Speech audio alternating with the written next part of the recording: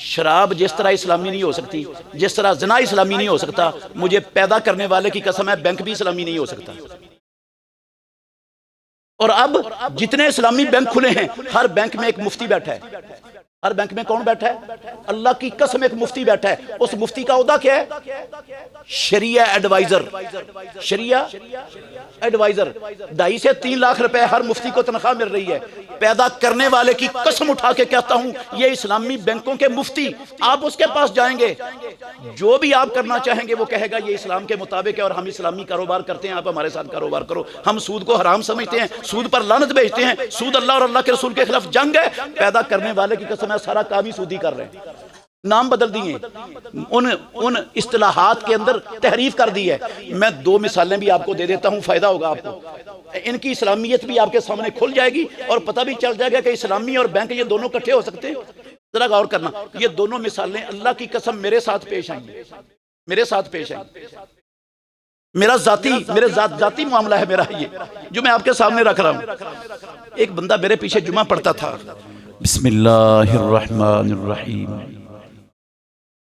फअम्मा मन सक़ुलत मवाज़ीनुहु फ़हुव फ़ी ईशतिर रादिया व अम्मा मन ख़फ़्फ़त मवाज़ीनुहु फ़उम्मुहु हाविया वमा अदराका मा हिया नारुन हामिया। सो लेकिन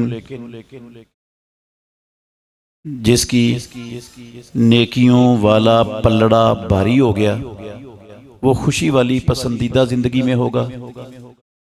और लेकिन जिसकी नेकियों वाला पल्लड़ा हल्का हो गया, उसकी माँ हाविया है। और आपको किसने मालूम करवाया कि हाविया क्या है? सख्त गर्म आग है। हर किस्म की हम्दो सना अल्लाह वहदहू ला शरीक की ज़ाते अक़दस के लिए। बेशुमार दुरूदो सलाम सैयदुल अव्वलीन वल आखिरीन खातमुन नबिय्यीन मुहम्मदुर रसूलुल्लाह सल्लल्लाहु अलैहि व आलिहि वसल्लम की ज़ाते गिरामी के लिए। अजीज़ भाइयों, काबिल एहतराम बुजुर्गों और मेरी मुअज़्ज़ज़ मुसलमान बहनों, एक निहायत अहम और बड़ा ही खतरनाक मामला आपको समझाना चाहता हूं। अगर आप तवज्जो से सुनते रहोगे ना, अल्लाह दुनिया में और आखिरत में नफा बढ़ा देगा आपको। और आप जो अपना कीमती वक़्त इस अल्लाह के घर में दे रहे हो ना, आज के इस वक़्त के देने पर जिंदगी में कभी आपको पछताना नहीं पड़ेगा कि हम किसी मजलिस में गए थे और हमें कुछ हासिल नहीं हुआ, कोई फ़ायदा नहीं हुआ, हम कुछ और कर लेते तो ज़्यादा फ़ायदा हो जाना था। इंशाअल्लाह इस पछतावे का सामना ज़िंदगी में आपको आज के टाइम देने पर नहीं करना पड़ेगा। और मैं कोई कच्ची बात भी नहीं करूंगा और बगैर दलील के भी इंशाअल्लाह बात नहीं कहूंगा। परेशान नहीं होना, जब तक मेरी बात मुकम्मल नहीं ना होगी, परेशान नहीं होना उससे पहले। मेरे भाइयों, जो खतरनाक तरीन मामला मैं आपको समझाना चाहता हूं ना, दुनिया में समझाने के बेशुमार तरीके। एक तरीका ये होता है कि जिन लोगों को कुछ समझाना होता है उनसे चंद सवालात किए जाते हैं। तो मैं पहले आपसे चंद सवालात करूंगा, आपने जवाब देने। ये सवाल आपका इम्तिहान लेने के लिए नहीं है, आपको लाजवाब करने के लिए नहीं है। ये सवालात मंतिक और फलसफे के और अलजबरे के सवाल नहीं होंगे। सादा आम फहम सवाल हैं। ये छोटे बच्चे भी इंशाल्लाह इन सवालों के जवाब दे सकते हैं। ये सवाल सिर्फ इसलिए मैंने आपसे करने हैं कि जो मैं खतरनाक मामला समझाना चाहता हूँ वो आपकी समझ के करीब आ जाएगा और आसानी से समझ आएगा इंशाल्लाह। तो देंगे जवाब? फिर बहुत मुख्तसर करूंगा इंशाल्लाह। मेरे भाइयों, मेरा पहला सवाल आप लोगों से ये है, एक शख्स मजदूर है, उसके पास आमदन का जरिया मजदूरी के अलावा कोई नहीं है। वो मजदूरी करके शाम को अपने घर में राशन लेके आता है तो चूल्हा जलता है और बच्चे खाते हैं। वो सारा दिन सख्त मेहनत करता है, मजदूरी का हक अदा करता है। शाम को जो मजदूरी मिलती है ना, वो बीवी बच्चों के पास लाने की बजाय तंदूर में फेंक कर जला देता है। वो भूखे बैठे हैं घर में सारे। ये शख्स आपकी नज़र में, आपके इलाके में, इसको आप आला दर्जे का अक्लमंद या दरमियाने दर्जे का अक्लमंद या हल्के दर्जे का अक्लमंद किस दर्जे का समझते हो? हैं? बेवकूफ, अक्लमंद नहीं है। माशाल्लाह, ठीक है जवाब आपका। मेरा दूसरा सवाल आपसे ये है कि एक शख्स मुलाजिम है, सैलरी लेता है महाना, और उसके घर की कैफियत भी इस मजदूर की तरह की है। वो सारा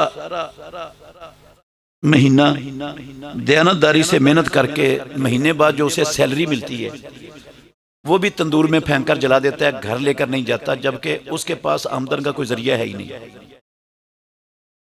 ये भी कैसा शख्स है? पहले जितना या उससे बड़ा है? उससे बड़ा। क्यों? उसने एक दिन की जो है ना वो राशन जलाया, उसने 30 दिन का जला दिया। मेरा तीसरा सवाल आपसे ये है, एक शख्स जिम्मेदार है, एक मुरब्बा जमीन है उसकी, वो एक मुरब्बा काश्त करता है।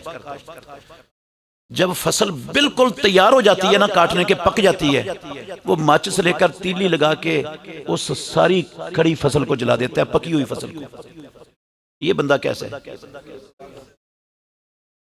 ये दोनों से बड़ा बेवकूफ है, पागल है। मेरा चौथा सवाल आपसे ये है, एक शख्स की शादी हुई है, 10 साल 12 साल अल्लाह ने औलाद नहीं दी,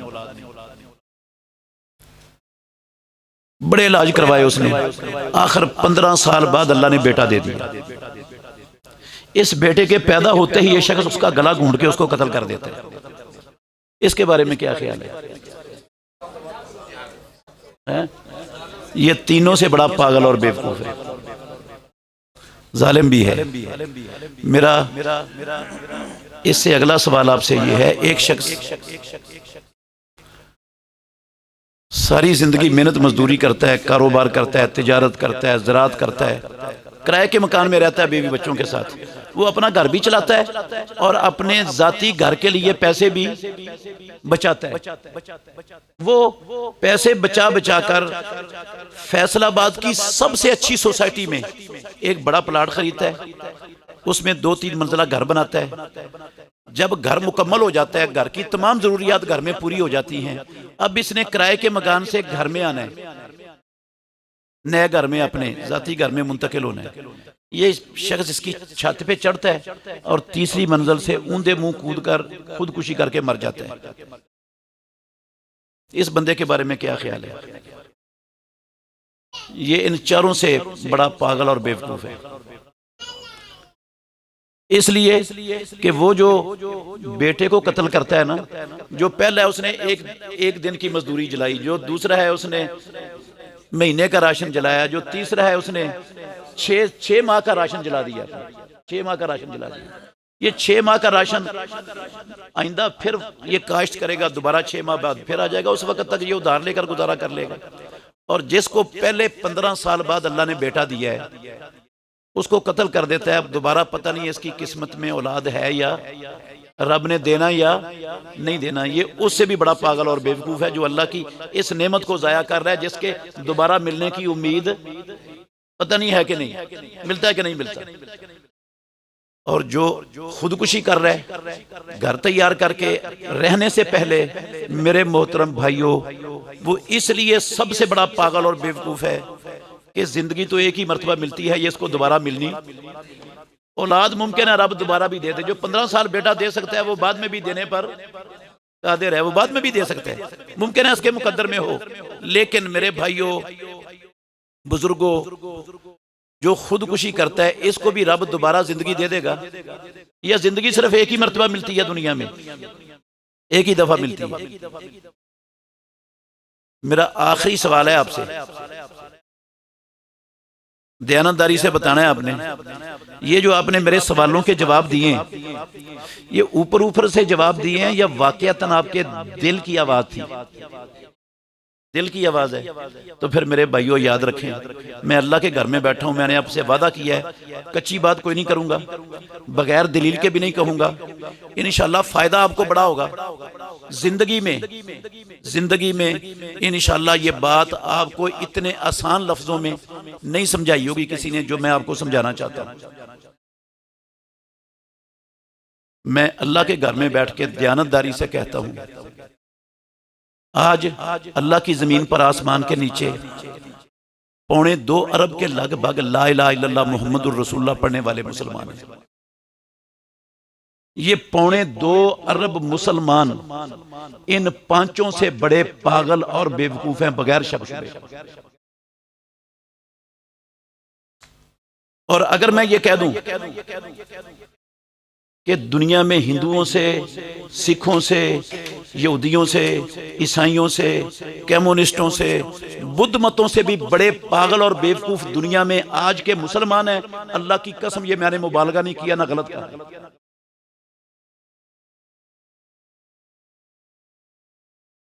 आप कहेंगे वो क्यों? आपने तो काफरों के आगे मुसलमानों की तौहीन कर दी। मैं दलील देता हूं आपको। मेरे भाइयों, कल मैंने और आपने मैदान माशर में रब के सामने पेश होना है ना?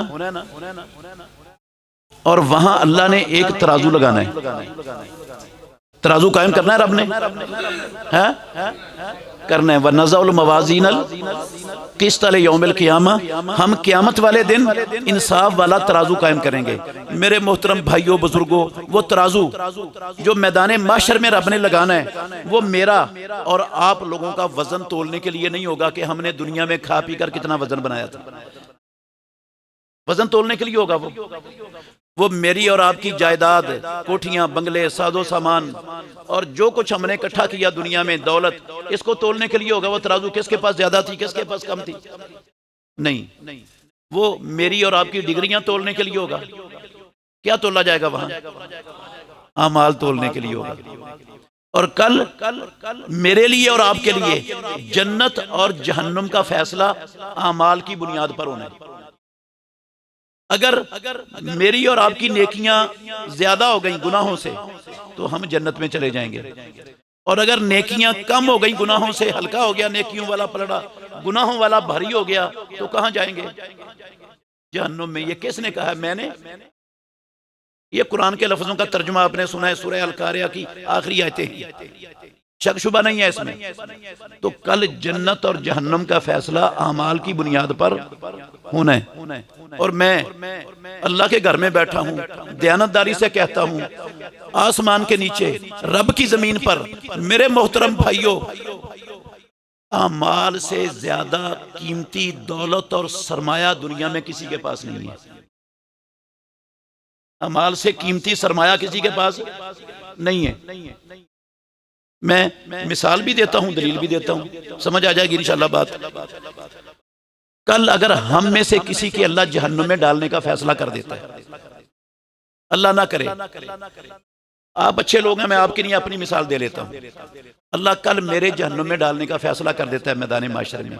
मैं कहता हूं या अल्लाह, मैं सारी दुनिया की दौलत फिदिये में देता हूं, ये मुझसे कबूल कर ले और मुझे जहन्नुम से बचा दे। दयानतदारी से बताना क्या अल्लाह सारी दुनिया की दौलत लेकर मुझे जहन्नम से बचा देगा? हाँ, नहीं बचाएगा। अच्छा, अगर मैं कहूं अल्लाह को, या अल्लाह मेरे 7 बच्चे हैं, मैंने उनको पाला है, पढ़ाया है, जवान किया है, या अल्लाह मैं 7 बच्चे अपनी जगह पर फिदिये में देता हूं, मेरी जगह पर इनको डाल दे जहन्नम में, मुझे बचा दे, हो जाएगा ये सौदा? नहीं होगा। और अगर मैं कहूं या अल्लाह मेरे खानदान के हजारों अफराद हैं, ये सारे अफराद मेरी एक जान की जगह पर डाल दे जहन्नुम में, मुझे बचा दे, मैं फिदिये में देता हूं पूरा खानदान, हो जाएगा सौदा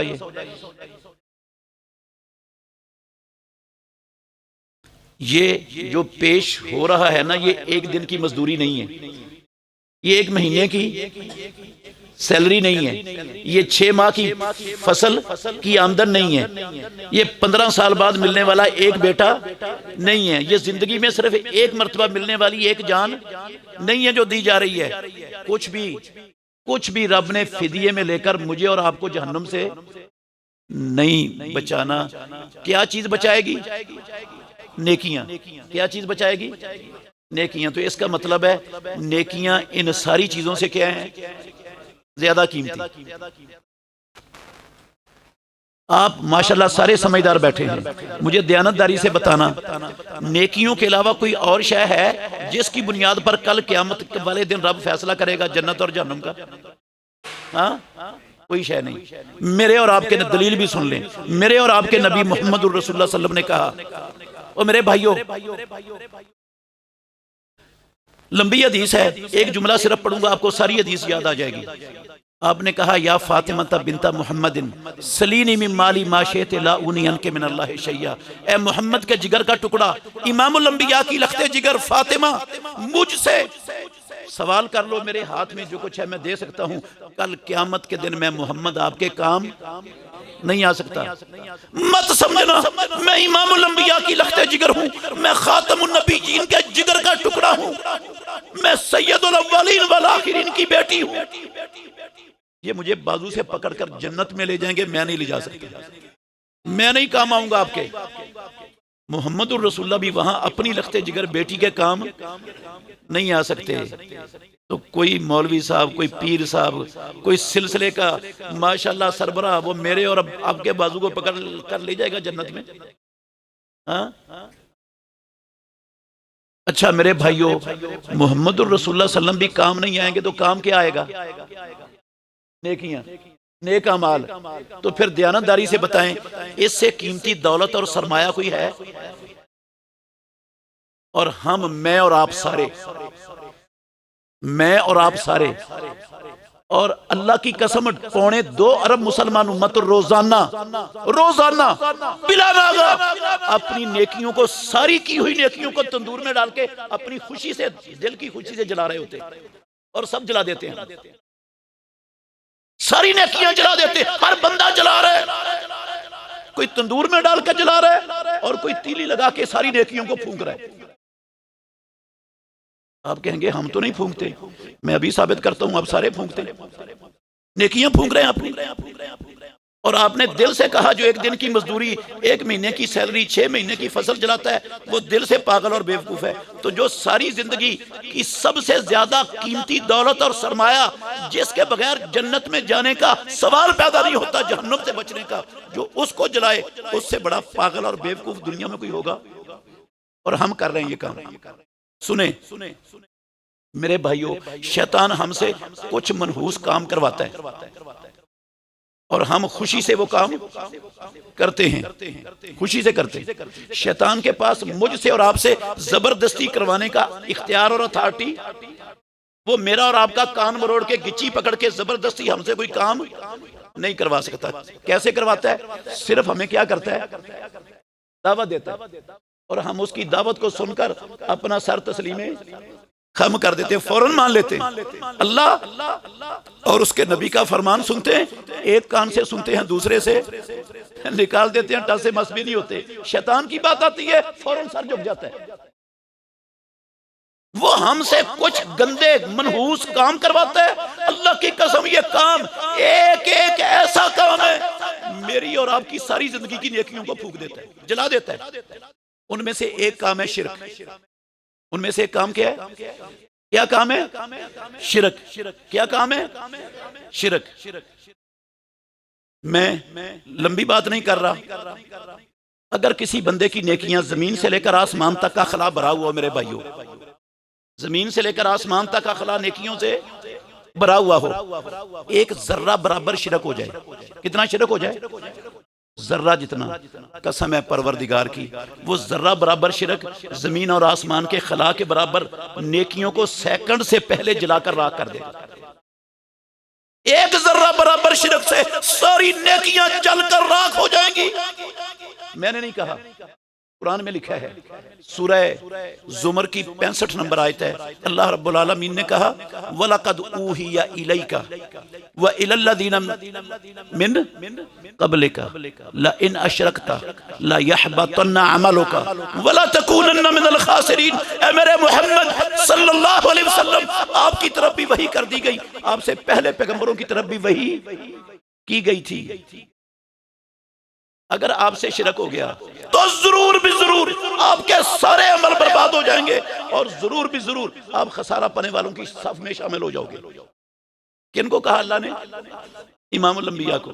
इमामुल अंबिया से हो जाए शिरक, उनसे उनकी सारी नेकियां और सारे अमल जाया हो जाएं, मुझसे और आपसे हो जाए शिरक, तो मेरी नमाजें, मेरे सदके, मेरी खैरात, मेरी तिलावतें, मेरे उम्रे, मेरे हज, मेरे रोजे, मेरी ज़कातें काम आएंगी? मेरी तबलीग, मेरा जिहाद मेरे काम आएगा? रसूलुल्लाह के मुकाबले में मैं और आप शय के हैं, हैसियत क्या हमारी? एक जर्रा बराबर शिरक सारी नेकियों को जला देता है। और जितने मेरे सामने भाई बैठे हैं ना, सारी की सारी उम्मत अल्लाह की कसम पांव के नाखूनों से लेकर सर के बालों तक शिरक में डूब चुकी है आज। मैंने कहा बड़ी खतरनाक बात समझाऊंगा आपको, बहुत खतरनाक बात है। हमने कभी इसको खतरनाक समझने की कोशिश ही नहीं की, खतरनाक लिया ही नहीं, जाना ही नहीं, हमें एहसास ही नहीं हम कर क्या रहे। मैंने सिर्फ एक मिसाल देनी है आपको, बाकी दर्जनों मिसालें हैं, मैं दे सकता हूं, लेकिन मैंने नहीं देनी, आपने खुद समझनी है। अल्लाह ने आपको शऊर दिया है, अकल से नवाजा है। एक मिसाल दूंगा, रास्ता खुल जाएगा आपके सामने, आप बहुत सारी समझ जाएंगे खुद ब खुद। मेरे भाइयों, जिस तरह अल्लाह के सिवा किसी को हाजत रवा, मुश्किल कुशा कहना शिरक है ना, मुझे परवरदिगार की कसम है बिल्कुल उसी तरह अल्लाह रब्बुल आलमीन का इख्तियार अल्लाह के सिवा उसकी मखलूकात में से किसी को देना भी क्या होता है? शिरक। वो भी क्या होता है? शिरक होता है। जो अल्लाह का इख्तियार है ना, वो सिर्फ अल्लाह का ही है। जो अल्लाह नहीं है उसके पास वो इख्तियार, वो सिर्फ अल्लाह के पास ही होता है। इस इख्तियार की एक मिसाल देता हूं मैं, मिसाल भी एक ही दे के बात समझानी है मैंने आपको। किसी चीज को हलाल करना और हराम करना, ये इख्तियार सिर्फ अल्लाह का है, माबूद का और इला का है। जो अल्लाह ना हो, रब ना हो, इला ना हो, माबूद ना हो, वो किसी चीज को हलाल और हराम करने का इख्तियार नहीं रखता। दलील क्या है इसकी? कुरान मजीद। अल्लाह ने फरमाया, अल्लाहु अकबर, इमामुल अंबिया मोहम्मद रसूलुल्लाह ने हमारी बाज माओं के कहने पर कसम उठा ली, आज के बाद शायद नहीं कहूंगा। अल्लाह ने कुरान उतारा, या अय्युहन नबिय्यो लिमा तुहर्रिमु मा अहल्लल्लाहु लक तब्तगी मर्ज़ात अज़वाजिक। ऐ मेरे मोहम्मद सल्लल्लाहु अलैहि वसल्लम, आप क्यों हराम करते हो उस चीज को जिसको अल्लाह ने आपके लिए हलाल किया? आप कौन होते हो अल्लाह की हलाल करदा चीज को हराम करने वाले? ये तो इख्तियार रब का है। आप तो अल्लाह के नबी हो, रसूल हो, खातमुन नबीयीन हो, सैयदुल अव्वलीन वल आखिरीन हो, आप रब तो नहीं हो। तो रब का इख्तियार आपने कैसे ले लिया? कद फरदल्लाहु लकुम तहिल्लता ईमानिकुम, अल्लाह ने आप पर फर्ज कर दिया, तोड़ो कसम, दो कफारा खाओ शहद। आपको नहीं इख्तियार, ये इख्तियार अल्लाह का है। अल्लाह ने नबियों को और इमामुल अंबिया को इख्तियार नहीं दिया। ये जो इख्तियार था ना हलाल और हराम वाला अल्लाह का, दुनिया में अहले किताब ने अपने उलमा और दरवेशों को दिया था ना, याद है सबको? इशारा कर देता हूं, दलील भी दे देता हूं। सूरह तौबा की 32 नंबर आयत है मेरे भाइयों। अल्लाह ने कहा इत्तखज़ू, बहुत तवज्जो से सुननी है बात, इत्तखज़ू अहबारहुम व रुहबानहुम अरबाबा मिन दूनिल्लाह। अहले किताब ने अपने उलमा और दरवेशों को अल्लाह के सिवा क्या बना लिया था? रब। उन्होंने अपने उलमा और दरवेशों को क्या करार दे लिया? अल्लाह के सिवा रब। किसने कहा रब बना लिया? अल्लाह ने कुरान में रब बना लिए। उन्होंने अपने उलमा और दरवेश रब बना लिए। जबकि आप पूरी दुनिया की तारीख की एक एक सतर छान मारें, मैं दयानतदारी से कह सकता हूं, आपको एक अहले किताब का फर्द, ना यहूदी ना ईसाई, ऐसा नहीं मिलेगा जिसने जो जुबान से कहता हो कि हमारे उलमा और हमारे दरवेश हमारे रब हैं। कोई नहीं मिलेगा, एक बंदा भी। अल्लाह कुरान में कहते हैं उन्होंने रब बना लिया। हम दुनिया में देखते हैं कोई यहूदी कहता नहीं है हमारे उलमा और दरवेश हमारे रब हैं। ये आयत रसूलुल्लाह सल्लल्लाहु अलैहि वसल्लम पढ़ रहे थे, तिरमिज़ी में हदीस है हसन दर्जे की। अदी बिन हातिम रज़ी अल्लाह अन्हु उस वक्त ये आयत पढ़ रहे थे रसूलुल्लाह सल्लल्लाहु अलैहि वसल्लम। आयत सुनकर कहने लगे अल्लाह के नबी उन्होंने रब तो नहीं बनाया था अपने उलमा को और दरवेशों को, रब तो नहीं बनाया था उन्होंने। रावी कहते हैं या ये लफ्ज बोले या ये लफ्ज बोले हमने रब तो नहीं, मैं तो भी ईसाई रह के आया हूं, मुझे भी तो ईसाइयत का पता है, मैं भी ईसाइयत छोड़कर मुसलमान हुआ, रब तो नहीं बनाया था।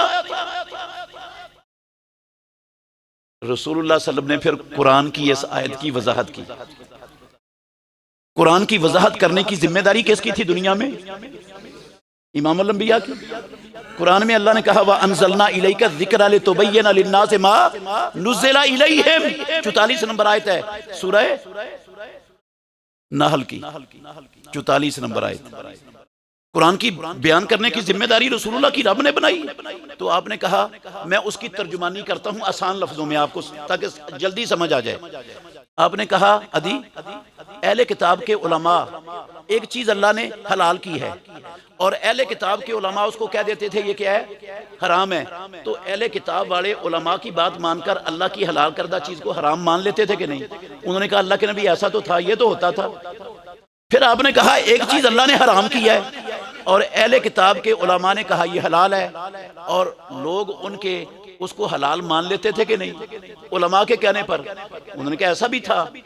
तो नातिके वही सरवरे कौनैन ताजदारे मदीना की जुबान से निकले हुए सच्चे और सुच्चे लफ्ज याद कर लो मेरे भाइयों। प्यारे पैगंबर ने कहा फतिल का इबादतुहुम, अदी इसी का नाम है इन उलमा और दरवेशों की इबादत करना, और यही मतलब है इनको रब बनाने का। जुबान से किसी को रब कहना जरूरी नहीं होता रब बनाने के लिए, जो रब का इख्तियार है। जब रब के अलावा किसी को दे दोगे तो ऑटोमेटिक वो रब बन जाएगा और इबादत उसकी हो जाएगी, वो इबादत है उसकी। तो उन्होंने तो किया शिरक ये वाला, और जो उन्होंने किया था ना, अल्लाह की कसम सारी मुसलमान उम्मत आज यही शिरक कर रही है। और उरूज पर मैंने सिर्फ एक मिसाल देनी है, आपने इस मिसाल पर मेरी गुफ्तगू को बंद नहीं करना। ये समझने के लिए सिर्फ एक मिसाल है, दर्जनों मिसालें हैं, आपने सारी पर खुद गौर करना है। मेरे भाइयों, बेटा आप खड़े हो जाओ, शाबाश। क्या नाम है आपका? सुमामा। बेटा मैंने आपसे सवाल पूछना है, आपने जवाब देना है, परेशान नहीं होना, मैंने कहना कुछ नहीं है आपको। सूद हलाल है या हराम? शाबाश, बैठ जाओ बेटा। ये बच्चे को मैंने खड़ा किया, मेरी पहली मुलाकात है इस बच्चे से, मासूम बच्चा है। आपके सामने मैंने पूछा सूद हलाल है या हराम है, इसने क्या जवाब दिया? सोचकर जवाब दिया? नहीं, बगैर सोचे समझे इसने जवाब दिया। एक सेकंड में नहीं सोचा इसने, फौरन कह दिया हराम है। क्या मतलब है? मैं इस बच्चे को क्यों खड़ा किया? पैदा करने वाले की कसम है, मुसलमानों का बच्चा जानता है कि सूद हराम है, और हराम मैंने किया है, आपने किया है? हराम अल्लाह ने किया सूद को। और कहां किया हराम रब ने? कुरान में लिखा हुआ है अहल्लल्लाहुल बैअ व हर्रमर रिबा, और मुसलमानों अल्लाह ने तिजारत को, बै को हलाल किया है और सूद को। ये कोई मंतकी दलील नहीं है कि सुगरे कुबरे मिलाकर फिर नतीजा निकाला हो। साफ साफ लफ्ज है, वाज़ेह साफ लफ्जों में कहा अल्लाह ने रिबा को, सूद को। सूद हराम है। किसी अनपढ़ बंदे से भी पूछें जो एक दिन भी स्कूल नहीं गया, उसको नाम भी लिखना नहीं आता, सूद हलाल है या हराम है, मैं कसम उठा के कहता हूं वो भी कहेगा सूद। हर शख्स को पता है सूद हराम है, लेकिन अल्लाह की कसम पूरी मुसलमान उम्मत ने, आज कलिमा पढ़ने वाली उम्मत ने, अहले हदीसों समेत, नमाजियों समेत सूद को हलाल मान लिया है। अल्लाह ने हराम किया था, हमने इसको क्या बना लिया? क्या बना लिया? हलाल। मैं उम्मत पर बोहतान नहीं बांध रहा, मैं दलील दूंगा। मैंने कहा कच्ची बात इंशाल्लाह करके नहीं जाऊंगा, दलील के साथ करूंगा। सारी मुसलमान उम्मत ने सूद को हलाल मान लिया, जान लिया, रब के हराम करदा को। सुने मेरे भाइयों, हमारा मुल्क मुसलमानों का मुल्क है, ला इलाहा इल्लल्लाह मुहम्मदुर रसूलुल्लाह के नाम पर बना है। 98% आबादी माशाल्लाह कलिमा पढ़ने वाले मुसलमानों की है। दयानतदारी से बताना, हमारे स्कूलों में, कॉलेजों में, यूनिवर्सिटियों में बी काम, सी काम, डी काम, एम काम की तालीम होती। कौन पढ़ाते हैं? कौन पढ़ाते हैं? मुसलमान टीचर, उस्ताद, पढ़ते कौन है? मुसलमानों के बच्चे। ये बी काम, सी काम, डी काम, एम काम की तालीम, दयानतदारी से बताना ये किस चीज की तालीम है? अकाउंट की। फाइनेंस की। ये जो तालीम हासिल करता है ना बच्चा, उसको बैंक में, इंश्योरेंस कंपनियों में और सूदी इदारों में बड़ी जल्दी मुलाजमत मिल जाती है, जिसके पास ये डिग्री हो इस तालीम की। अच्छा, फिर हमारे बच्चे, हम पढ़ाते हैं अपने बच्चों को, ये तालीम दिलवाते हैं, फिर जब वो डिग्री हासिल कर लेते हैं फिर हम उनको सबसे पहले कहाँ भर्ती करवाते हैं? बैंक में। कहाँ भर्ती करवाते हैं? बैंक में। और अलफ से लेकर ये तक, अल्लाह के घर में बैठा हूं, कसम उठा के कह सकता हूं, मेरे पास दलाइल का अंबार है, मैं आपको सुना सकता हूं, लेकिन मुख्तसर बात करूंगा, समझने वाली बात करूंगा जो आपको समझ आएगी। मेरे भाइयों, सारे बैंक अलफ से लेकर ये तक सूदी कारोबार कर रहे हैं। क्या कारोबार कर रहे हैं? और सूदी कारोबार अल्लाह और उसके रसूल के खिलाफ जंग है। कुरान में रब ने कहा, गोया ये अल्लाह और उसके रसूल के खिलाफ जंग के महाज हैं। ये जंग के क्या है? बैंक क्या है? जंग के महाज।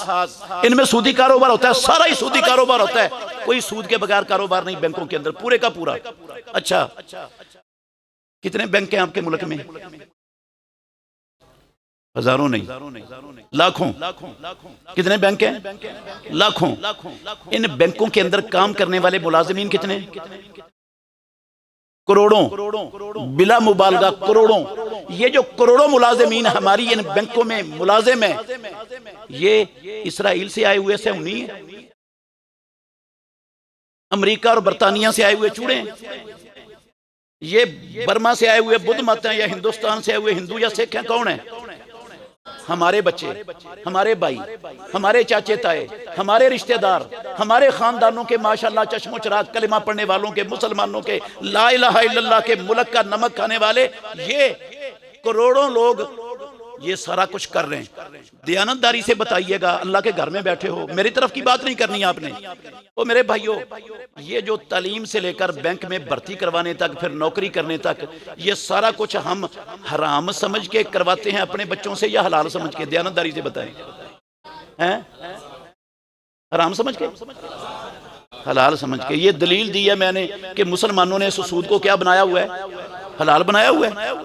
जब बच्चा हमारा बैंक में भर्ती हो जाता है ना, सिफारिश भी हम ढूंढते हैं, रिश्वत भी देने के लिए तैयार होते हैं, उस जब लग जाता है फिर सारे रिश्तेदारों से, खानदानों से मुबारकबाद बड़ी खुशी से वसूल कर रहे होते हैं। करते हैं मुबारकबाद वसूल के? नहीं, मुबारक हो तुम्हारे बेटे को नौकरी मुलाजमत मिल गई बैंक में, हम वसूल करते हैं। और बेटे के बैंक में मुलाजम होने की खुशी में अल्लाह की कसम कारी साहब को लाकर देते हैं मिठाई का डब्बा, सारे नमाजियों का मुंह मीठा करवा दो। ये हराम के बाद ये काम होता है।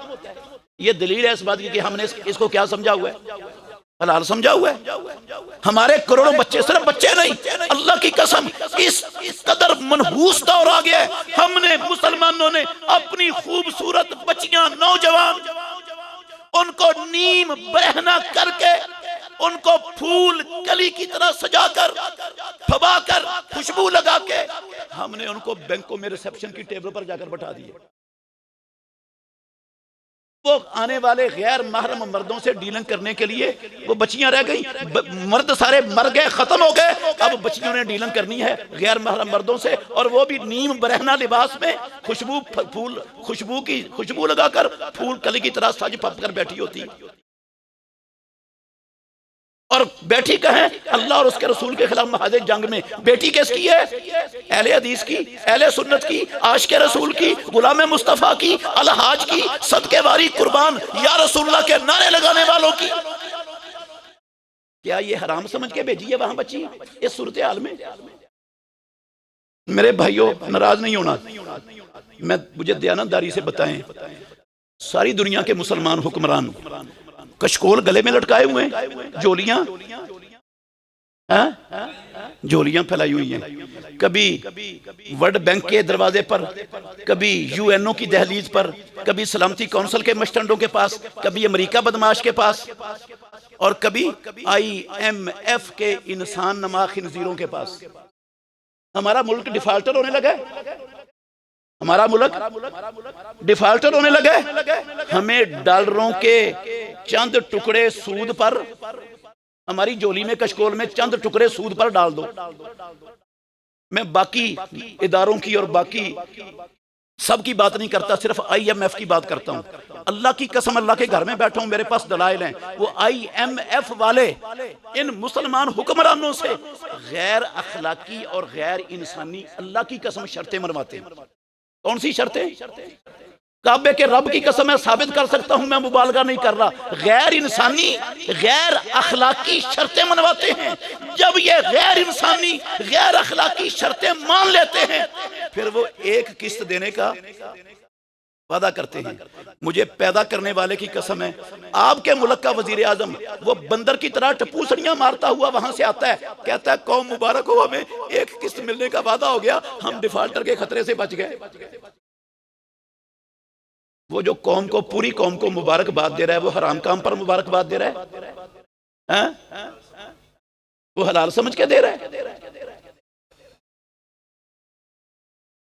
अल्लाह अकबर। इससे भी बड़ी दिल देता हूं यार, 1990 में, ये बुजुर्गों को याद होगा, 1990 में पाकिस्तान की वफाकी शरी अदालत ने सूद को हराम करार देकर कहा 2 साल के अंदर अंदर मुल्क से सूद खत्म कर दिया जाए, क्योंकि मुसलमानों का मुल्क है, इस्लाम के नाम पर बना है, अल्लाह और उसके रसूल ने सूद हराम कर दिया, अब मुसलमानों के मुल्कों में सूद की गुंजाइश नहीं है, खत्म कर दिया जाए।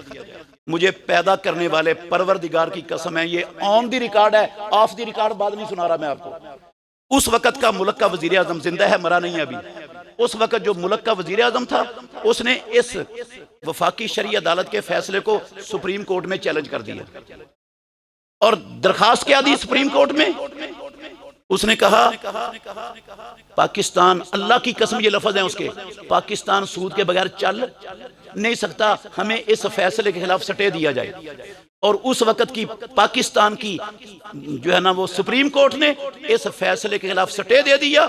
अल्लाह की कसम आज तक वो स्टे खड़ा है। कहता है सूद के बगैर पाकिस्तान चल नहीं सकता। अल्लाह ने सूद हराम किया था। मोहम्मद रसूलुल्लाह सल्लम कहां थे? हज्जतुल वदा में, हज्जतुल वदा में थे। मुस्लिम शरीफ की हदीस है, आप पर आयतें उतरी, ये सूरह बकरा की 275 से लेकर 280 तक। और मेरे भाइयों, सही मुस्लिम की हदीस उठा के देख लो, उतरी। इमामुल अंबिया ने वहां खुतबा दिया मिना में, अल्लाह की कसम मिना में खुतबा दे दिया अपने सारे लोगों को। आपने कहा लोगों, हमारे मालिक ने सूद हराम कर दिया, आज के बाद जाहिलियत का सारा सूद मोहम्मद के कदमों के नीचे दफन, सारा खत्म। और सबसे पहला सूद जिसके खात्मे का मैं ऐलान करता हूं, मेरे चचा अब्बास बिन अब्दुल मुत्तलिब का सूद है। मौज़ूअन कुल्लहु, ये लफ्ज़ है इमामुल अंबिया की जुबान से निकले हुए, मौज़ूअन कुल्लहु, सारे का सारा खत्म। आज के बाद 1 रुपया सूद का ना किसी को देना, ना किसी से लेना है, ये ऐलान कर दिया रसूलुल्लाह सल्लल्लाहु अलैहि वसल्लम। मदीना चला उसके बाद के नहीं? कैसा चला फिर मदीना?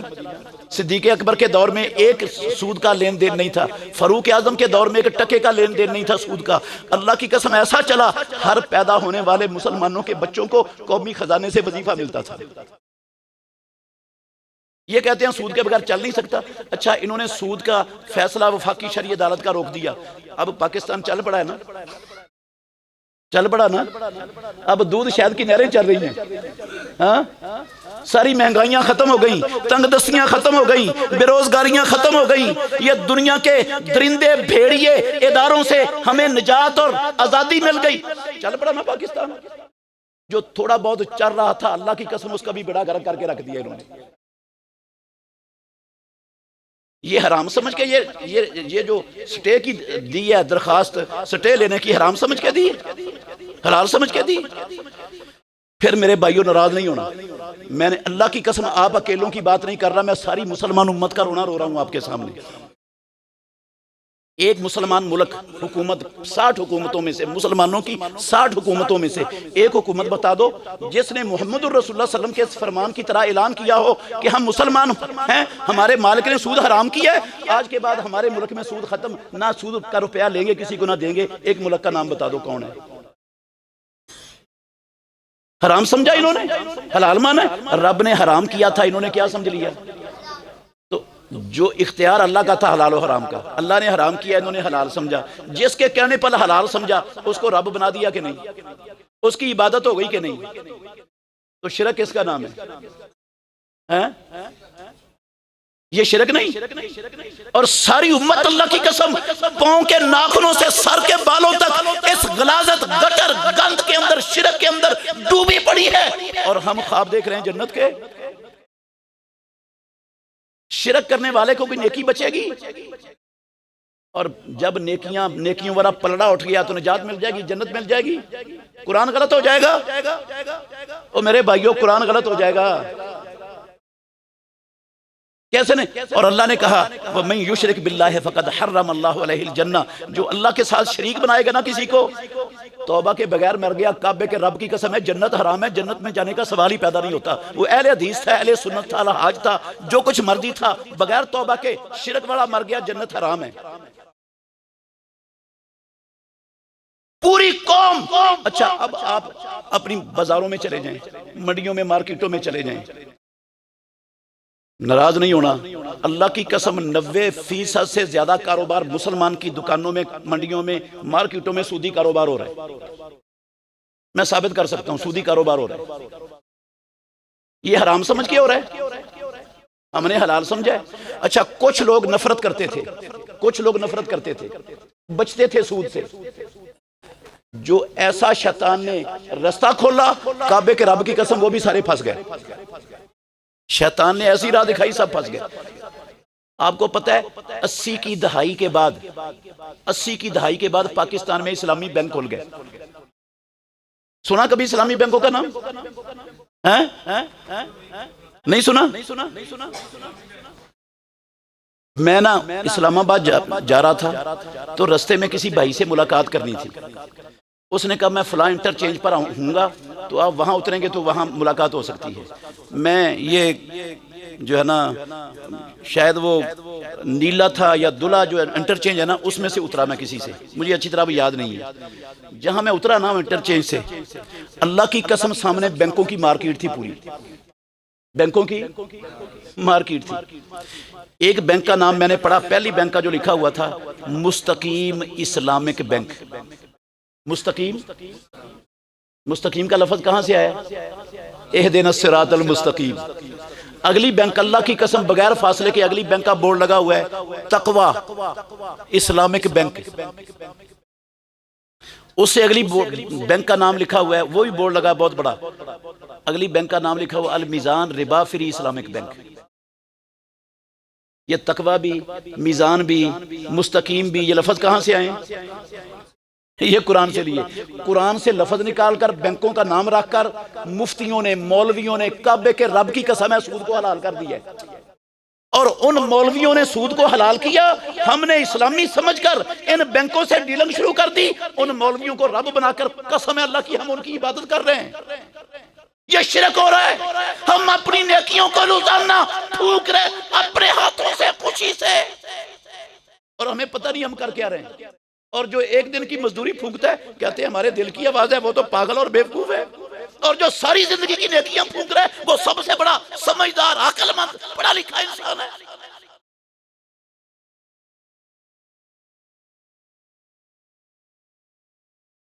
मैं ये इस्लामी बैंकों का ना सारा चट्ठा कट्ठा मैंने पूरा पढ़ा है। मैं इनकी एक एक खबासत अल्लाह की कसम आपके सामने खोल सकता हूं। मैंने सिर्फ इशारा करना है, तफसील में नहीं जाना। तवज्जो करना। बैंक हो, मैं साबित करने का मुकल्लफ हूं, मैं कच्ची बात नहीं करता हूं। बैंक हो और रिबा फ्री हो, इस्लामी हो, काबे के रब की कसम, ये मुहाल है और नामुमकिन है, हो नहीं सकता। ये नहीं हो सकता, मैं साबित करूंगा। बैंक भी हो, इस्लामी भी हो, रिबा फ्री हो, अल्लाह की कसम नहीं हो सकता, ये मुमकिन नहीं। बिल्कुल आप ऐसे समझ लें, एक बंदा बदकारी का अड्डा खोलता है। मैं एक दलील और देता हूं कि हमने इसको हलाल समझा हुआ, उसकी दलील भी है, मिसाल भी है। एक बंदा बदकारी का अड्डा खोलता है लाहौर में, फैसलाबाद में, कराची में, इस्लामाबाद में। हमारे मुल्क में बदकारी के अड्डे चलते हैं कि नहीं? गवर्नमेंट की तरफ से लाइसेंस मिलते हैं। वो कानूनी तौर पर लाइसेंस लेकर बदकारी का अड्डा खोलता है, आपके मोहल्ले का रहने वाला है, आपको भी जानता है, आपके बच्चों को भी जानता है। तवज्जो करना मेरी तरफ। मेरे भाइयों, एक बच्चा है आपका, बड़ा पढ़ा लिखा है, बड़ा समझदार है, अक्लमंद है, और डीलिंग करने का बड़ा माहिर है। आप ऐसा समझिए अल्लाह ने उसको डीलिंग की कुदरती खुदादाद सलाहियत देकर पैदा किया उस बच्चे को। होता है ना, परवरदिगार ने बाद बच्चों को कुदरती सलाहियतें देकर अल्लाह पैदा करता है, उनको उनके अंदर वो सलाहियतें हम पैदा नहीं कर सकते। रब ने कुदरती तौर पर बाद बच्चों को सलाहियतें दी होती हैं, उसको अल्लाह ने डीलिंग की कुदरती सलाहियत, वो जिस बंदे के साथ डील करता है ना, बात करता है, अल्लाह की कसम उसको अपना गर्विदा कर लेता है, वो कायल हो जाता है इसकी हर बात का। ऐसा बच्चा है वो। ये बंदा जिसने बदकारी का अड्डा कानून के मुताबिक खोला है, वो आपसे कहता है आपका बच्चा बड़ा समझदार है, पढ़ा लिखा है, डीलिंग का बड़ा माहिर है, मुझे मैनेजर चाहिए बदकारी का अड्डा चलाने के लिए, आपका बच्चा मुझे दे दो, मैं 50 लाख रुपया महीना तनख्वाह दूंगा। दयानतदारी से बताना, अल्लाह के घर में बैठे हो मेरे भाइयों, मेरी तरफ की बात नहीं करनी, आप अपना बच्चा वहां भेजेंगे? हैं?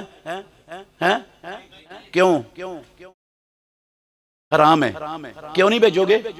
हराम है। तो फिर मेरी एक प्यारे पैगंबर का फरमान सुनना। सुन इब्ने माजा में हदीस है, हसन दर्जे की हदीस है, मैं ज़ईफ हदीस सुनाने का कायल नहीं हूँ। इमामुल अंबिया ने कहा, दिरहम और रिबा, ओ मुसलमानों, अहले हदीसों, नमाजियों, दिरहम और रिबा अशद्दु मिन सित्ततिन व सलासीना ज़रियतिन, सूद का एक दिरहम 36 मर्तबा मुंह काला करने से बदतर। एक बंदा 36 औरतों से मुंह काला करता है, काबे के रब की कसम है, नाते के वही की जुबान से निकले हुए सुच्चे अल्फाज हैं, वो इतना बड़ा मुजरिम नहीं है जितना बड़ा मुजरिम सूद का एक दिरहम लेने और देने वाला है। जो सूद से 36 गुना हल्का गुना है इमामुल अंबिया के फरमान के मुताबिक, वहां तो मैं और आप अपना बच्चा नहीं देने के लिए तैयार कि ये काम क्या है? हराम है। हम अपने रिश्तेदार को भी वहां नहीं भेजेंगे कि ये काम हराम है। तो जो 36 गुना ज्यादा संगीन जुर्म है, वहां पर बच्चा भेज के हम मुबारकबादें वसूल करते हैं, मिठाइयां तकसीम करते हैं, मुबारक और खुश होते हैं, रिश्वतें देते हैं, सिफारिशें लड़ाते हैं, हराम समझ के सारा कुछ होता है। ये दलीलें हैं कि हमने मुसलमानों ने सूद को हराम नहीं समझा, हलाल समझा। रब ने क्या किया था? हराम किया था। अल्लाह की कसम, बच्चा जानता था हराम है, हमने रब के हराम को हलाल बना लिया। जिनके कहने पर हलाल बनाया उनको खुदा मान लिया और उनकी इबादत कर रहे हैं, और ये शिरक हो रहा है।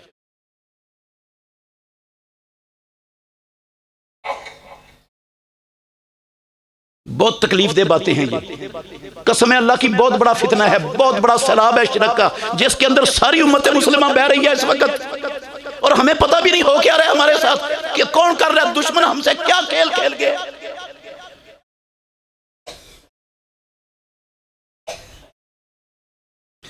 अल्लाहु अकबर। मेरे भाइयों तवज्जो करना, इस्लामी, अब एक बंदा बदकारी का अड्डा खोलता है, मिसाल में देने लगा था, ऊपर लिख देता है तकवा इस्लामिक मलाप सेंटर। जायज हो गया ना यार, कुरान का नाम भी आ गया, इस्लामिक भी आ गया है भाई। जिस तरह जिना इस्लामी नहीं ना हो सकता। अच्छा, अगर एक बंदा फैक्ट्री खोलता है शराब की, किसकी फैक्ट्री लगाता है? शराब की। ऊपर लिख देता है अल मुस्तकीम है या अल बीजान, इस्लामिक मशरूब फैक्ट्री, इस्लामिक मशरूब फैक्ट्री, हलाल हो जाएगी। शराब जिस तरह इस्लामी नहीं हो सकती, जिस तरह जिना इस्लामी नहीं हो सकता, मुझे पैदा करने वाले की कसम है बैंक भी इस्लामी नहीं हो सकता। और अब जितने इस्लामी बैंक खुले हैं, हर बैंक में एक मुफ्ती बैठा है। हर बैंक में कौन बैठा है? अल्लाह की कसम एक मुफ्ती बैठा है। उस मुफ्ती का ओहदा क्या है? शरिया एडवाइजर। शरिया एडवाइजर। 2.5 से 3 लाख रुपए हर मुफ्ती को तनख्वाह मिल रही है। पैदा करने वाले की कसम उठा के कहता हूं, ये इस्लामी बैंकों के मुफ्ती, आप उसके पास जाएंगे, जो भी आप करना चाहेंगे वो कहेगा ये इस्लाम के मुताबिक है और हम इस्लामी कारोबार करते हैं, आप हमारे साथ कारोबार करो। हम सूद को हराम समझते हैं, सूद पर लानत भेजते हैं, सूद अल्लाह और अल्लाह के रसूल के खिलाफ जंग है। पैदा करने वाले की कसम है, सारा काम ही सूदी कर रहे हैं। नाम बदल दिए, उन इस्तिलाहात के अंदर तहरीफ कर दी है। मैं 2 मिसालें भी आपको दे देता हूं, फायदा होगा आपको। इनकी इस्लामियत भी आपके सामने खुल जाएगी और पता भी चल जाएगा कि इस्लामी और बैंक ये दोनों इकट्ठे हो सकते हैं। जरा गौर करना, ये दोनों मिसालें अल्लाह की कसम मेरे साथ पेश आई, मेरे साथ पेश आई। मेरा जाती मामला है मेरा, ये जो मैं आपके सामने रख रहा हूं। एक बंदा मेरे पीछे जुमा पढ़ता था खैबर मरकज में, मैं नहीं जानता था उसको, कभी कभी आता था जुमा पढ़ने। एक दिन उसने मुझे फोन किया, अपना तारफ करवाया, कहता चार्टर्ड अकाउंट की तालीम हासिल की है और मैंने सबसे अच्छे नंबर, आला नंबरों में मैंने पास किया है। मैं बैंकों में मुलाजमत नहीं की क्योंकि मैं हराम समझता हूँ, ये सूद है और सूद हराम है। कहता मेरे पास फलां इस्लामी बैंक वाले आए हैं, उन्होंने कहा कि आप पढ़े लिखे लोग हैं, हमें बंदे की ज़रूरत है, अब हमारा बैंक चलाओ, हम रिबा फ्री बैंक है, इस्लामी बैंक है, सूद से पाक हैं। मुझसे उसने मसला पूछा कि मैं उस बैंक में मुलाजमत इख्तियार कर लूँ। मैंने उसको बताया कि ना भाईजान, ये बैंक इस्लामी हो ही नहीं सकता। मैंने थोड़ी सी इसकी वजाहत की, पढ़ा लिखा वो पहले था। 2 मिनट मैंने बोला ना, अल्लाह की कसम, कहता मुझे समझ आ गई, कहता मुझे समझ आ गई है, ये इस्लामी नहीं हो सकता बैंक। उसने ना उनको जवाब दे दिया। वो पूछते हैं भाई क्यों? कहता सूदी कारोबार है तुम्हारा। कहते हम तो सूद को हराम समझते हैं, सूद तो अल्लाह और अल्लाह के रसूल के खिलाफ जंग है, हम तो सूदी कारोबार नहीं करते। आपको किसने कहा सूदी? कहता मैंने किसी से मसला पूछा है। उसने कहा जिससे मसला पूछे आप हमारी उससे बात करवा सकते हैं। उसने मुझे फोन किया, कहता ये आपसे बात करना चाहते हैं। मैंने कहा सत बिस्मिल्लाह, इनको ले आए, मैं भी बात करना चाहता हूं इनसे। वो उनको ले आया। अल्लाह की कसम जो मेरी और उनकी बात हुई वो सुन लें, इस्लामी क्या है और इस्लाम का इनके साथ ताल्लुक क्या है। कहता है आपने ये कहा है कि ये इस्लामी बैंक सूदी बैंक है और कोई इस्लामी बैंक नहीं है और ये सूदी कारोबार करते हैं। मैंने कहा बिल्कुल मैंने कहा। कहता मुफ्ती साहब हम सूद को हराम समझते हैं, हम सूद को अल्लाह और अल्लाह के रसूल के खिलाफ जंग समझते हैं, सूद को कबीरा गुनाह समझते हैं, हम सूदी कारोबार नहीं करते। मैंने कहा आप सूदी कारोबार करते हैं भाईजान? कहता कैसे करते हैं? मैंने कहा सुन लो, ये जितने गैर इस्लामी बैंक हैं जब से पाकिस्तान बना, जो उस वक्त से चल रहे हैं, आप तो 80 की दहाई में बने हो ना, जो पहले के गैर इस्लामी बैंक हैं वो लोगों को 0 मीटर गाड़ियां किस्तों पर देते हैं। कहता देते हैं।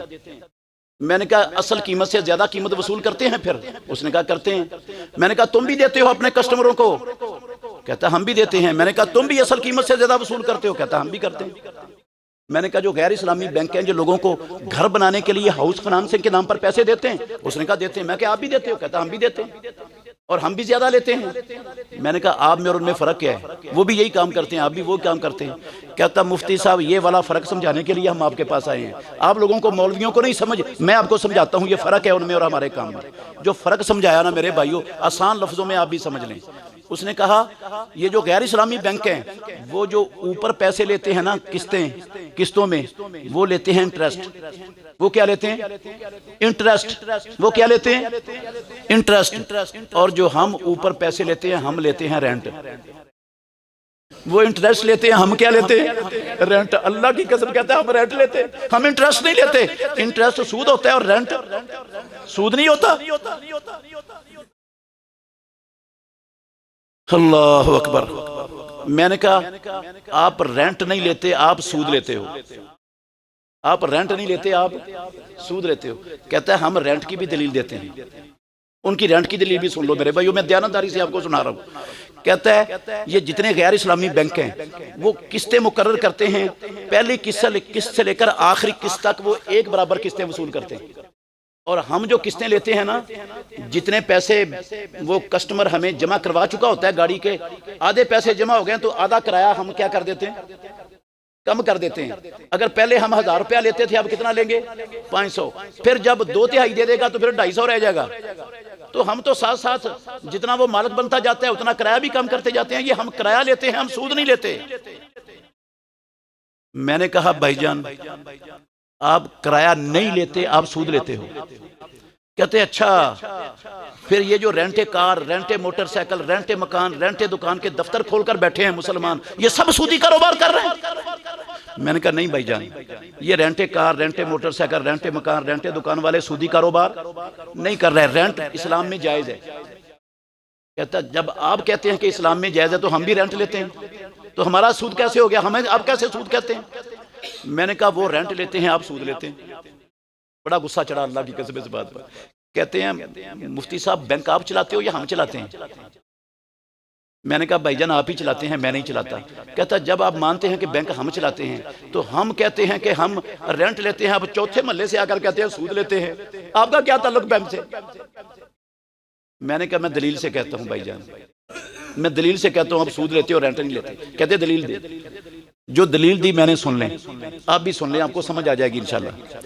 मैंने कहा आपने खुद मिसाल दी है रेंटे कार की। मैं रेंटे कार वाले शोरूम पे जाता हूं, उसके शोरूम पर जितनी कारें खड़ी हैं, मैं जिस पर हाथ रखूंगा मुझे रेंट पर मिलेगी कि नहीं? कहता मिलेगी। मैंने कहा कितनी मुद्दत के लिए मिलेगी? कहता जितनी मुद्दत के लिए आप चाहेंगे मिलेगी। ऐसे ही है ना? मैंने कहा आप ऐसा करें, आप मुझे अपनी बैंक का एक 0 मीटर गाड़ी मुझे दे दें रेंट पर, और 6 महीने के लिए रेंट मुझसे तय कर ले, मैं आपको रेंट देता हूं। 6 महीने के लिए रेंट पर 0 मीटर गाड़ी मुझे बैंक से ले दें। आप इस्लामी बैंक है ना, रिबा फ्री बैंक है। अल्लाह की कसम उठा के कहता हूं, उनका ऊपर वाला सांस ऊपर और नीचे वाला नीचे। कहते मुफ्ती साहब हमारे बहुत सारे काम हैं, ये वाला काम हमने शुरू नहीं किया हमारे और बहुत से काम हैं, हम और इस्लामी काम करते हैं, ये काम नहीं किया। मैंने कहा चल भाई, आपने पहले काम नहीं किया था, अब आपका कस्टमर आ गया, अब आपका कस्टमर आ गया, आप मुझे रेंट पर गाड़ी दे दें। आप और जो कारोबार करते हैं ये भी कारोबार कर लें आप। चलो 6 महीने के लिए ना दे, साल के लिए दे दे रेंट पर, साल के लिए 0 मीटर गाड़ी। कहता नहीं मिलती। क्या कहते हैं? नहीं मिलती। मैंने कहा अगर रेंट पर आप देते हैं तो फिर क्यों मिलती नहीं? रेंट पर देते हो तो मिलती है। इसका मतलब है आपने रेंट नाम रखा हुआ है, ये रेंट है। अगर रेंट नाम ना होता तो आप देते मुझे रेंट पर, मैं तो साल के लिए रेंट पर मांग रहा हूं। समझ आई है? इन बदबख्तों ने अल्लाह की कसम इंटरेस्ट का नाम रेंट रखकर कह दिया ये क्या हो गया? इस्लाम हो गया। ये 100% मुफ्तियों ने, मौलवियों ने काबे के रब की कसम वही काम किया है जो यहूदियों ने हफ्ते वाले दिन मछलियां पकड़ने वालों ने किया था। उन्होंने वो बदल करना, उन्होंने कहा हमने हफ्ते वाले दिन ही पकड़ी है। हमने कब पकड़ी है? हमने तो इतवार वाले दिन पकड़ी है। अल्लाह ने हफ्ते वाले दिन मना किया था हमें। जो काम उन बदबख्त यहूदियों ने किया था वो आज के मुफ्तियों ने करके सूद को हलाल कर दिया। उन्होंने भी मछली के शिकार को हफ्ते वाले दिन हलाल कर दिया था हिले के जरिए।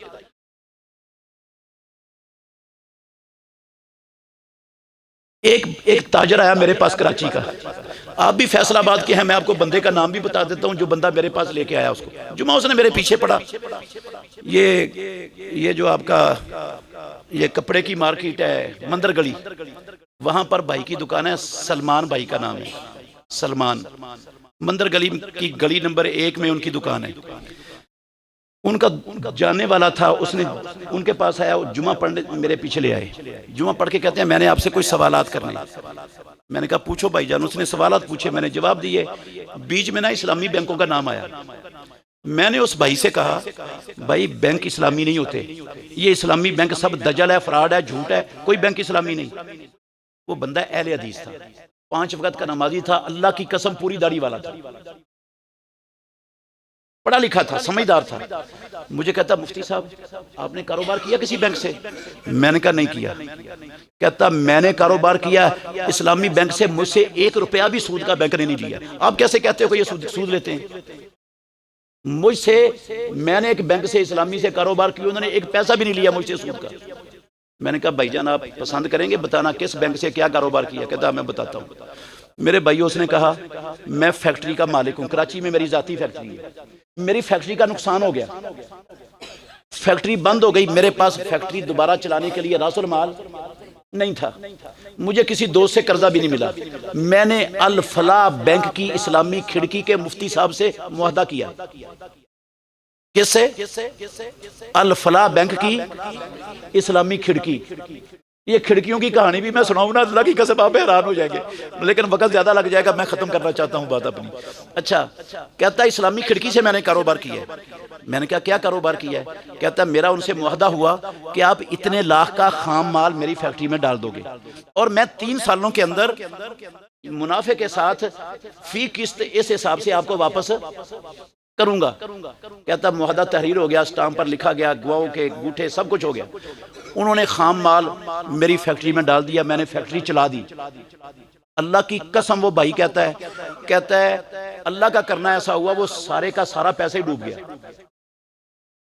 काम के बावजूद डूब गया। कहता है बैंक वालों ने ना मुझे प्रेशराइज किया, ना मुझे कोई डराया धमकाया, बस 3 सालों में जो किस्तें तय थी ना, उन तयशुदा किस्तों के मुताबिक जितने पैसों का खाम माल डाला था उतने ही लिए, 1 रुपया भी मुझसे ज्यादा नहीं लिया। तो आप कैसे कहते हैं सूद है? मैंने कहा भाईजान अल्लाह आपको भी हिदायत दे और अल्लाह हमें भी हिदायत दे। ये 100% सूदी कारोबार करके आए हो आप कहते हो सूद का मैंने क्या किया, ये 100% सूदी कारोबार है। अब उसके कान खड़े हो गए उस अहले हदीस के। कहता सूदी कारोबार कैसे है? मैंने कहा इसको कहते हैं मुजारबत। कहता हाँ हाँ मुझे भी मुफ्ती साहब ने कहा था, हम क्या करते हैं, मुजारबत करते हैं। मैंने कहा उनकी मुजारबत और इस्लाम की मुजारबत भी समझ लो फिर क्या होती है। मेरे भाइयों, उसने कहा, तवज्जो करना, मैंने कहा मुजारबत ये है, मेरे पास पैसे हैं, मैं आपको देता हूं, आप मेरे पैसों का कारोबार करते हो, मैं और आप तय कर लेते हैं कि इस पैसों से कारोबार का जितना मुनाफा आएगा इतना मुनाफा आपका होगा और इतना मुनाफा, जिस रेशो पर मुनाफा हमने तय कर लिया उस पर तकसीम हो जाएगा। और कारोबारों में नफे भी आते रहते हैं, नुकसान भी होते रहते हैं। अगर नुकसान हो गया तो पैसे वाले के पैसे डूब गए और मेहनत वाले की। मैंने कहा अगर बैंक ने की थी आपसे मुजारबत तो फिर तो पैसे सारे उनके डूबे थे, मेहनत आपकी डूबी थी, उनका तो 1 रुपया भी नहीं बनता था, जबकि उन्होंने 3 सालों में आपसे 1 रुपया भी छोड़ा नहीं, सारे के सारे ले लिए। और अगर उन्होंने कर्ज दिया था तो फिर जो उन्होंने आपके साथ तय किया कि आपने मुनाफे के साथ देना है, कर्ज देकर मुनाफा लेना भी सूद होता है। अगर वो कहते हैं कर्ज था तो फिर उन्होंने सूद लेने का मुआहदा किया आपसे। और अगर कहते हैं मुजारबत है तो उन्होंने मुजारबत के अंदर तहरीफ की है, हफ्ते वाले दिन मछलियां पकड़ने वालों की तरह। ये मुजारबत नहीं, ये सूद है। कहता अल्लाह की कसम है मुझे आज समझ आई, आज से पहले मुझे समझ ही नहीं थी इसकी, मैं फंस गया था उधर। ये है इस्लामी बैंक और ये है इस्लामी कारोबार। जो 2 वाकयात अल्लाह की कसम बंदा मैंने आपको बता दिया, उसे पूछ ले जाकर कि ये सारी बातें हुई कि नहीं, उसके सामने हुई हैं। इनका इस्लाम से क्या ताल्लुक है? तो मेरे भाइयों बहुत बड़ा फितना है, बड़ा संगीन मामला है। नाराज तो नहीं होंगे, मैं थोड़ी सी मजीद बात कर दूं। मेरे भाइयों, इमामुल अंबिया ने कहा लान अल्लाह आकिल रिबा ना, जाबिर कहते हैं लाना रसूलुल्लाह, सही मुस्लिम की हदीस के लफ्ज हैं, लाना रसूलुल्लाह आकिल रिबा व मुकिलहु व कातिबहु व शाहिदैहि व क़ालहुम सवा। रसूलुल्लाह ने लानत फरमाई सूद खाने वाले पर, खिलाने वाले पर, लिखने वाले पर, गवाह बनने वालों पर। आपने फरमाया सब बराबर, जितना बड़ा गुनाहगार सूद खाने वाला, उतना बड़ा खिलाने वाला, उतना बड़ा लिखने वाला, उतने बड़े उस पर गवाही देने वाले। लिखने वाला और गवाही देने वाला, लिखने वाले ने तो सारी जिंदगी पढ़ा है, अपना दिमाग खपाया है, पैसे लगाए, जवानी लगाई है, वक्त लगाया है, वो मेहनत कर रहा है, सुबह से लेकर 12 घंटे मेहनत करता है। वो क्यों बराबर का गुनाहगार है? ना उसने टका खाया ना खिलाया, सिर्फ इसलिए कि उसने सूदी लेन देन को लिखा है, तावन किया लेने देने वालों का। और गवाही देने वाला क्यों बराबर का गुनाहगार है? उसने क्या किया है? तावन किया, थोड़ा सा तावन है। और मेरे और आपके, नाराज नहीं होना, मेरे और आपके लाखों और करोड़ों रुपए हमने हिफाजत के लिए कहां रखे हुए हैं? बैंक में। हिफाजत के लिए कहां रखे हुए हैं? और हाजी साहब मुझे कह देते हैं बड़े मासूमाना चेहरा बनाकर, मुफ्ती साहब हमने करंट अकाउंट में रखे हुए हैं, करंट अकाउंट में सूद नहीं लगता।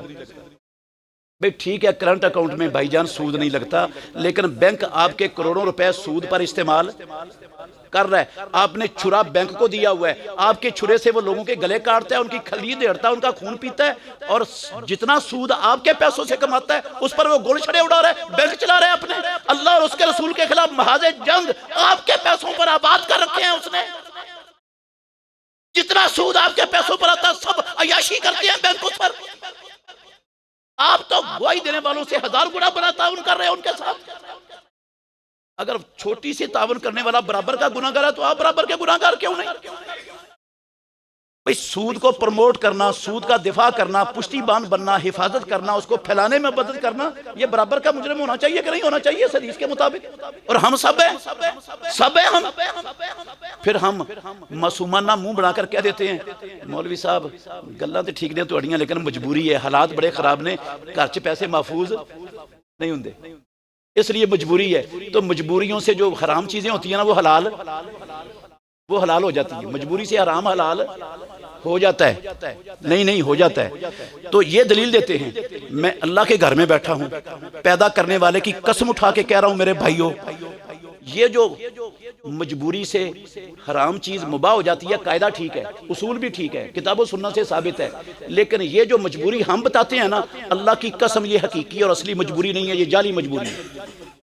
ये मजबूरी 2 नंबर है, ये हकीकी मजबूरी नहीं है। पैसे घर से लुट जाते हैं, ये जाली मजबूरी है, महफूज नहीं है पैसे, चोर डाकू बड़े हैं। सुन लें कैसे जाली मजबूरी है, तो बता दूं। सुने कैसे जाली मजबूरी है। बेशुमार लोग हैं हमारे मुआशरे में जिन्होंने मवेशी रखे हुए हैं, गायें भैंसें रखी हुई हैं, कईयों ने बड़े बनाए हुए हैं गायें भैंसों के, कईयों ने डेरों पर 2-2 4-4 रखी हुई हैं। क्या लोगों की गायें भैंसें चोरी होती हैं कि नहीं? ये माल है कि नहीं? एक एक भैंस कई लाख की है आज, एक एक गाय कई लाख की है। तो चोर डाकू गायों भैंसों के भी हैं कि नहीं? तो गायें भैंसें बैंकों में क्यों नहीं जमा करवाते? ये भी तो चोरी हो जाती। हाँ, ये माल नहीं। अगर गायों भैंसों की घर में हिफाजत हो सकती है तो ये चंद टकों की क्यों नहीं हो सकती? वो कौन सी मजबूरी बन गई? और फिर हमारे घरों में मेरे भाइयों इलेक्ट्रॉनिक्स का बड़ा कीमती सामान पड़ा होता है कि नहीं? छोटा कीमती सामान पड़ा होता है इलेक्ट्रॉनिक्स का, वो भी चोरी हो जाता है, घरों में भी चोरी हो जाती है कि नहीं? तो जितना इलेक्ट्रॉनिक्स का कीमती सामान है वो सारा कपड़े भी सामान भी बैंक में जमा करवा देना चाहिए ना। डाकू बड़े हैं, चोर बड़े हैं, घर में महफूज नहीं है, माल तो वो भी है। अगर हम उन चीजों की घर में हिफाजत कर सकते हैं तो टकों की क्यों नहीं हो सकती? और इससे भी बड़ी दलील, काबे के रब की कसम, दुनिया में पाकिस्तान में इज्जत के डाकू दंदनाते फिर रहे हैं हमारे मुआशरों में। इज्जत के डाकू दंदनाते फिर रहे हैं कि नहीं? बताए ना यार, फिर रहे हैं। हर घर में इज्जतें होती हैं, हर घर में इज्जतें होती हैं, इज्जतों के डाकू भी हैं। अब किसी के घर में 4 बेटियां हैं जवान, बेटा उसका कोई नहीं, अल्लाह ने उसको दिया, खुद मुलाजमत करने के लिए लाहौर जाता है वो फैसलाबाद से। वो समझता है कि मेरे मोहल्ले में मस्टंडे बड़े हैं, घर में अकेली जवान बेटियां हैं, मैं बाहर जाता हूं तो चलो पता ना कोई डाकू ना आ जाए, मैं इनको बैंक में जमा करवा दूं। काबे के रब की कसम है, कभी किसी ने सोचा भी नहीं है, किसी की सोच के करीब से भी ये बात नहीं गुजरी कि डाकू बड़े हैं मैं बैंक में जमा करवा दूं। हर बंदा अपनी इज्जत की घर में हिफाजत करता है कि नहीं? हो जाती है कि नहीं? अगर इज्जत की घर में हिफाजत हो सकती है तो ये हाथों की मैल कुछ चंद टके हैं, इसकी क्यों नहीं हो सकती? ये कौन सी मजबूरी बन गई? इज्जत ज्यादा कीमती है या टके ज्यादा कीमती हैं? ये यार सारी दुनिया की दौलत मिलकर काबे के रब की कसम है कि इज्जत की कीमत नहीं बनती। इतनी कीमती चीज हर बंदा उसकी अपनी घर में हिफाजत करता है डाकुओं के बावजूद। वो मजबूरी नहीं और ये मजबूरी बन गई टके। फिर गौर करें, थोड़ा सा नाराज नहीं होना मेरे भाइयों। हमारा अल्लाह की अच्छी और बुरी तकदीर पर ईमान है सबका, ऐसे ही ये बात। अगर अल्लाह ने मेरे मुकद्दर में नुकसान लिख दिया है अजल से, कोई बैंक मुझे उस नुकसान से बचा देगा? बचा देगा? वो होके रहना जो रब ने लिख दिया वो उसको कोई बदल सकता? कोई नहीं बदल सकता। मैंने पढ़ा है, अल्लाह की कसम मैंने अपनी इन आंखों से पढ़ा है, काफी साल पहले की बात है। लाहौर के माल रोड से दोपहर के वक्त एक सनतकार बैंक से 4 करोड़ रुपया लेके निकला। जो सबसे नवाए वक्त की सबसे बड़ी खबर होती है ना, उसके बाद जो दूसरे नंबर पर भी बड़ी खबर थी ये वो लगी थी। डाकू रैकी में थे, उन्होंने उसकी पूरी रैकी की हुई थी। जब वो अपनी गाड़ी में बैठा ना, पैसे निकालकर उन्होंने गोली मारी, बंदे को कत्ल कर दिया और पैसे लेकर चले गए। बैंक ने बचा लिया, बैंक में रखने से पैसे महफूज हो गए। कई लोग अल्लाह की कसम बैंक से पैसे लेकर निकले, बाहर दरवाजे पर डाकू मुंतजर थे, उन्होंने गोली मार के बंदे को उधर ही ढेर किया, पैसे लेके चले गए, बच गए। आपने ऐसी भी खबरें सुनी होंगी, हाजी साहब पैसे लेने के लिए गए बैंक से, उसने कैशियर ने उसको दत्थी दी नोटों की, उसने गिनने शुरू किया, पर अभी 10 नोट ही गिने थे। वो डाकू ने आकर कनपट्टी पे पिस्टल रख दिया, हाजी साहब ये गिनने की तकलीफ ना आप ना करें, इधर दे दे, मैं खुद ही गिन लेता हूँ। लेकर वो गया, बैंक ने बचा लिया। मुझे याद है थोड़ा थोड़ा, ये बुजुर्ग इंशाल्लाह गवाही देंगे, पाकिस्तान में कुछ साल पहले कोऑपरेटिव नामी बैंक बने थे, याद है किसी को? अल्लाह की कसम लोगों के पैसे लेकर ही भाग गए, आज तक लोगों को पैसे नहीं मिले उनके, बैंक में रखने से बच गए, महफूज हो गए। हाँ, और अगर अल्लाह ने मेरे मुकद्दर में या आपके मुकद्दर में मेरे पैसों का लूटना नहीं लिखा तो कोई डाकू इतना ताकतवर पैदा हो गया वो रब के लिखे हुए के बदल कर मेरा माल लूट के घर से चला जाएगा। वैसे किस बंदे को किसी हल्के कुत्ते ने काटा कि वो मस्जिद में आकर ऐलान करे मेरे घर में इतने करोड़ रुपया पड़ा है? आप ना बताएं किसी को, किसने कहा आपको ऐलान करो? ना बताएं, ना खबर होने दो। अगर फिर भी किसी को खबर हो गई है तो आप घर में असलहा रखो, आपको चलाना भी आता हो, लाइसेंसी असलहा रखो, चलाना भी आता हो। जो आपके घर में जब डाकू को पता चल जाएगा ना इस बंदे के घर में असलहा भी है, इसको चलाना भी आता है, ये मारना भी जानता है और मरना भी, अल्लाह की कसम है डाकू को अपनी जान ज्यादा प्यारी है, वो आपके घर की तरफ जुरत और अगर किसी माँ ने ऐसा बहादुर जरी दलेर डाकू पैदा कर दिया, उसको पता है कि इस बंदे के पास असलिया भी है, इसको मरना भी आता है, मारना भी आता है, चलाना भी जानता है, और मैंने इसका माल लूटना ही लूटना है, माल इसके घर में पड़ा है, लूटना ही लूटना है। वो आ गया, आपको कहता निकाल दो जो कुछ है, आप निकालने नहीं, उसके साथ क्या करें? लड़ें। इमामुल अंबिया ने कहा मन कोतेला दूना माल ही फहुव शहीदुन, जो अपने माल का दिफा करता हुआ कत्ल हो गया वो क्या है? यार ना दौरा सुफा, ना दौरा अम्मा, ना दौरा खासा, ना दौरा लश्कर, ना बर्फ पो चोटियां, ना 10 मीटर लंबी खारदार बाड़ें, ना फौजी पोस्टें, कुछ भी क्रॉस नहीं करना पड़ा, घर में बैठे बैठाए शहादत मिल गई, और क्या चाहिए? यार शहादत की मौत कोई मामूली रुतबा है यार। वैसे क्या ख्याल है आपका? मेरी और आपकी मौतों के दो वक्त है ना, एक रब के पास है, एक डाकू के पास है, ऐसे ही है ना? दो वक्त है ना, एक वक्त है। अगर वो नहीं ना लिखा सारी दुनिया के डाकू मुझे मारने आ जाए, वो मार लेंगे? यार क्या ईमान है हमारा? डाकुओं पर ईमान है या रब पर ईमान है? हम तो सारा ईमान डाकुओं को और बैंकों को देकर बैठ गए, रब को तो वैसे ही हमने निकाल दिया ईमान से। तो मेरे भाइयों, मैं आपसे, बहुत लंबी बात हो गई, मैं 2-3 और काम भी सुनाना चाहता था, लेकिन उलमा बैठे हैं, बाकी मैं माजरत चाहता हूं, फिर कभी मौका मिला तो इंशाल्लाह आपकी आंखें खोलूंगा इंशाल्लाह, अगर दोबारा आपने मौका दिया। उम्मीद है देंगे नहीं आप। इतनी सीधी सीधी बातें कोई नहीं सुनाता।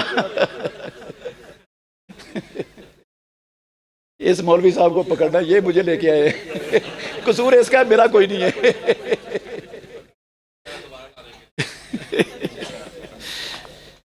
मेरे भाइयों, दयानतदारी से बताना, मैं खत्म रोना रो लिया, दयानतदारी से बताना, अल्लाह के घर में बैठे हो, हमसे कोई ये सूदी मामलात के लेन देन में कोताही हुई कि नहीं? थोड़ी सी हुई है, ज्यादा हुई है, मरते दम तक होती रहनी चाहिए ऐसे ही।